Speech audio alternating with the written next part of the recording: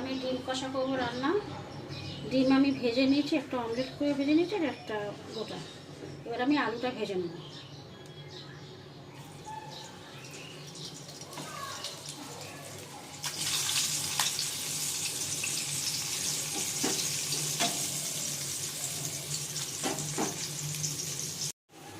আমার আলু ভাজা হয়ে গেছে, আমি এবার তুলে নেবো।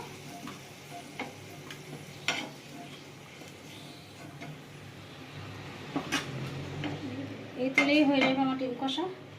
এবার আমি পেঁয়াজ কুচি দেবো।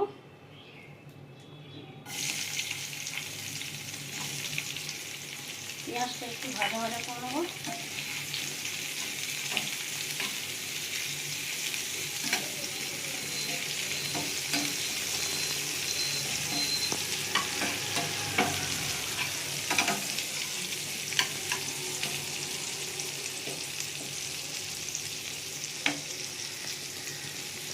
পেঁয়াজটা ভাজা ভাজা হোক।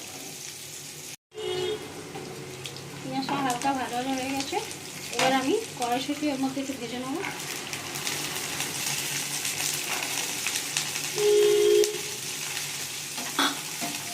কড়াইশুঁটিটা একটুখানি হালকা ভাজা ভাজা করে নেবো।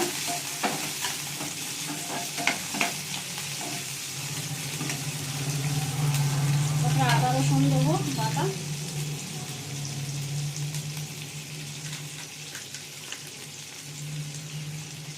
এক চামচ মতন আদা রসুন দিলাম।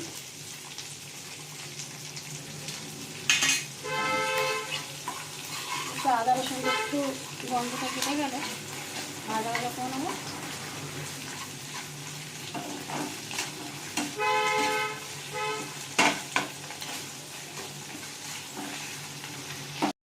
এবার আমি মশলা দিয়ে দেবো। হলুদ গুঁড়ো,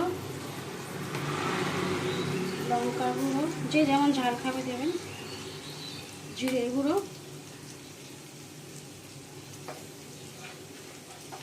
একটু নুন দেবো আন্দাজ মতন, একটু কষে নেবো। আমি মশলাটা একটু কষে নেবো। সামান্য একটু জল দেবো যাতে না মশলাটা পুড়ে না যায়।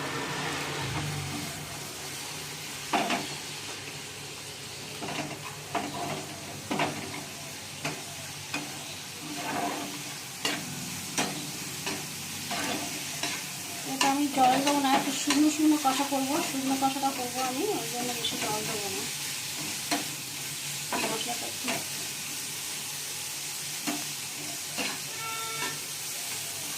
মশলাটা ভালো হয়ে গেছে, আমাদের আলু তুলে দেবো।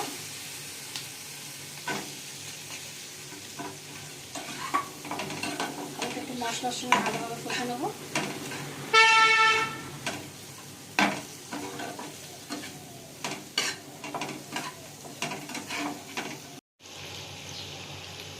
আমার আলুটা কষা হয়ে গেছে মশলার সঙ্গে। এবার আমি কাঁচা লঙ্কা দিয়ে দেবো, আর ডিমটা দিয়ে দেবো। দিয়ে দেবো মশলার সঙ্গে ভালো করে নেড়ে নেবো।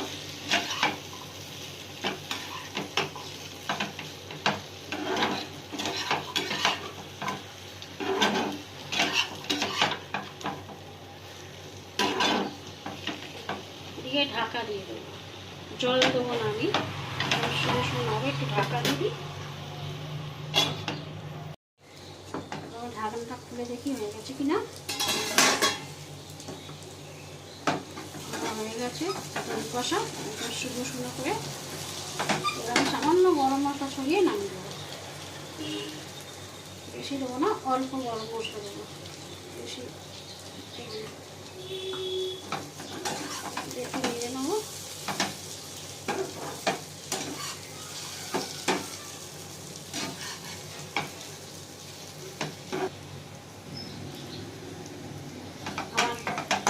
ডিম কষা হয়ে গেছে একদম শুকনো করে, এবার নামিয়ে নেবো। কড়াইশুঁটিতে ডিমের কষা আমার রেডি।